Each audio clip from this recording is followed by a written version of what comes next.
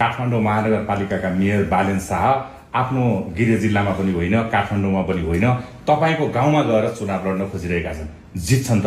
होइन, त्यो त उहाँको अब नेपालको संविधानले दिएको अधिकारको कुरो हो होइन। यसमा मैले त्यो किन वाद विवाद गर्ने। उहाँले हिजो काठमाडौँमा स्वतन्त्र भएर लड्नु भएको थियो नि, अब त पार्टीको भएर लड्नु हुँदैछ। सोसियल मिडियाको भरमा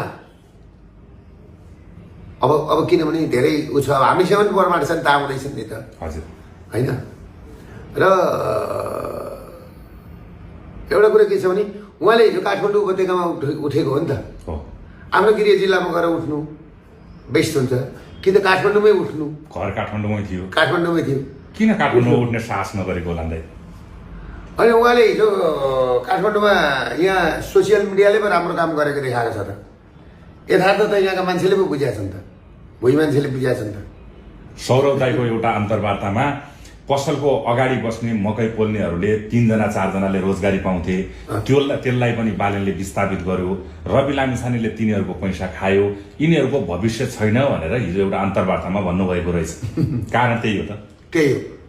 2 लाख व्यापारीहरू आज फुटपाथमा बसेर गुजरा चलाउँथे, तिनीहरूको कारणले 22 लाख। 2 लाख व्यापारी भनेको तिनीहरूको परिवार 8 लाख परिवार मान्थ्यो, तिनीहरूको कारणले 22 देखि 25 लाख मान्छेको मुभमेन्ट थियो क्या सडकमा, त्यतिमा।